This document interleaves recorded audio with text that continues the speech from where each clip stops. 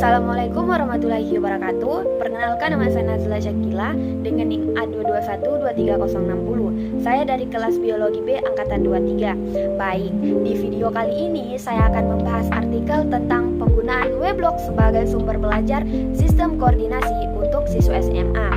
Nah, ini artikel yang masih menggunakan bahasa Inggris dan ini artikel yang sudah saya ubah menjadi ke bahasa Indonesia agar saya lebih mudah memahami artikel ini. Nah, artikel ini saya paparkan dalam bentuk esai eksplanasi. Nah, pertama ada pendahuluan. Dalam dunia pendidikan, penggunaan teknologi semakin berkembang pesat. Salah satu tantangan utama dalam pembelajaran yaitu bagaimana sih cara kita menyampaikan materi yang kompleks dengan cara yang lebih menarik dan mudah dipahami oleh semua siswa, terutama di biologi. Sebagai salah satu mata pelajaran sains di SMA, memiliki materi yang sering dianggap sulit, salah satunya ada sistem koordinasi.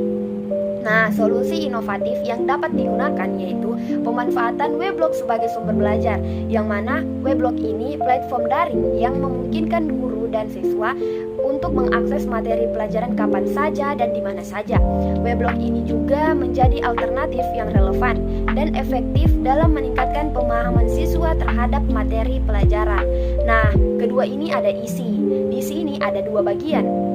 Pertama, sebab dan faktor yang mempengaruhi dalam artikel ini penggunaan Weblog dalam pembelajaran.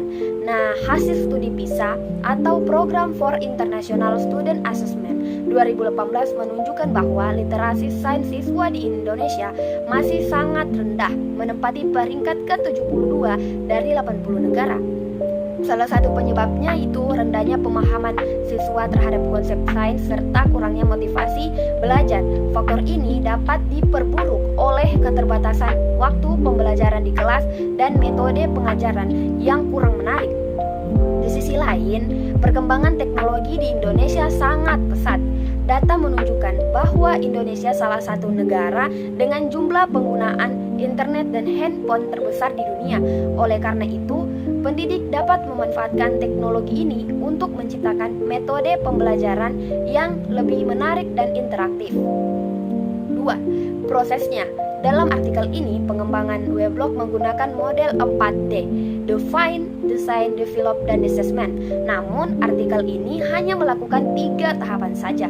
Berikut penjelasan dari 3 tahapan itu. 1. Define atau pendefinisian. Nah, di tahap ini dapat menganalisis kebutuhan belajar siswa dan kendala yang dihadapi dalam memahami sistem koordinasi. Juga menentukan media pembelajaran yang sesuai dengan karakteristik siswa tersebut. 2. Desain atau perancangan. Di tahap ini dapat mengumpulkan materi dari berbagai sumber terpercaya seperti buku teks, jurnal, ilmiah, dan referensi daring. Juga menyusun materi dalam berbagai format agar lebih menarik seperti teks yang mudah dipahami. 3. Develop atau pengembangan. Nah, di tahap yang terakhir ini dapat menguji kelayakan Weblog dengan melibatkan ahli media, ahli materi, mahasiswa, guru, dan siswa. Nah, yang terakhir itu ada kesimpulan. Kesimpulannya, Weblog merupakan sumber belajar inovatif yang dapat digunakan untuk meningkatkan pemahaman siswa dengan materi biologi, khususnya di sistem koordinasi, dengan pendekatan interaktif dan fleksibel. Weblog mampu menjawab tantangan pembelajaran yang ada, terutama dalam menghadapi keterbatasan waktu di kelas dan kurangnya motivasi siswa.